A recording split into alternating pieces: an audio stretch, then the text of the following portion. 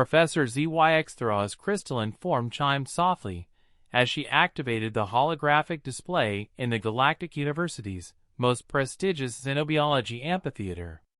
Row upon row of eager young minds from across the galaxy, Veltari energy beings, Kortek hive minds, graceful Atharani floaters, all gathered to learn about the universe's most terrifying predators.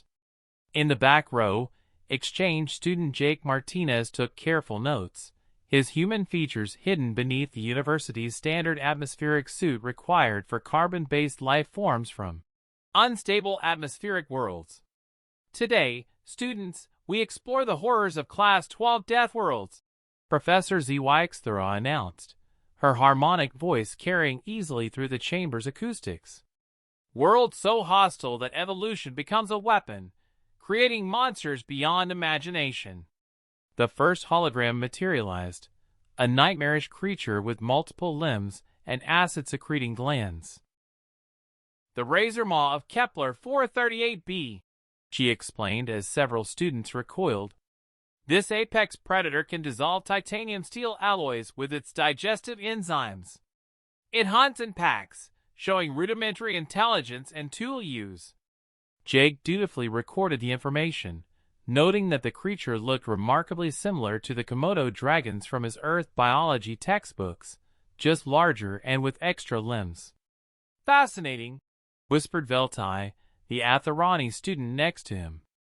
How could any species survive alongside such horrors? The next hologram appeared, a massive, fur-covered beast with prominent fangs. The Frust Stalker of Hoth 7. Notice the binocular vision, indicating a pursued predator. Its thermal regulation allows it to function in temperatures that would instantly freeze most galactic species. Bone-crushing jaw strength of over 2,000 psi. Jake recognized it immediately as something that looked like a cross between a polar bear and a saber-toothed tiger. He made a mental note to show his little sister Emma these terrifying alien monsters when he video-called home later. Moving to truly nightmare fuel, Professor ZYX-Thraw continued. We have this specimen. The hologram shifted to show a sleek, dark form moving through water with impossible grace. The shadow swimmer of Aquatica 9. Electroreception allows it to detect bioelectric fields from vast distances. Multiple rows of serrated teeth, each replaced continuously throughout its lifespan, can achieve burst speeds exceeding 70 kilometers per hour in its native medium. That's just a shark, Jake muttered to himself, then noticed several students had fainted at the sight.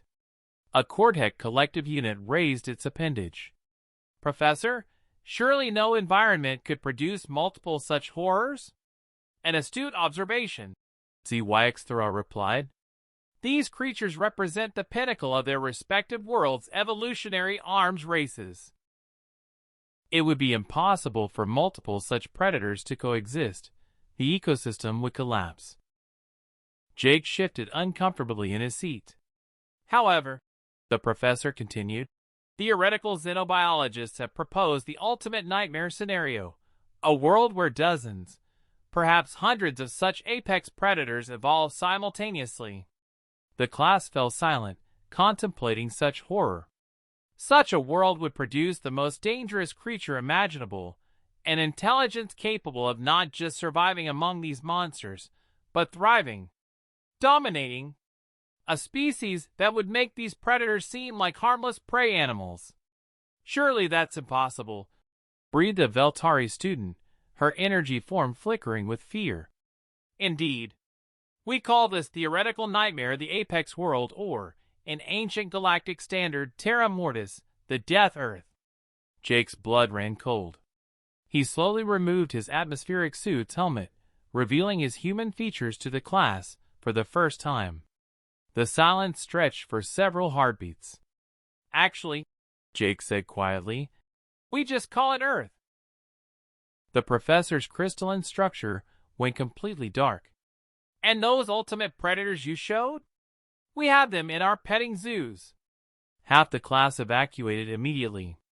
The rest sat paralyzed with terror as Jake continued. The razor maw? We call them lizards. Kids keep them as pets. The frost stalker?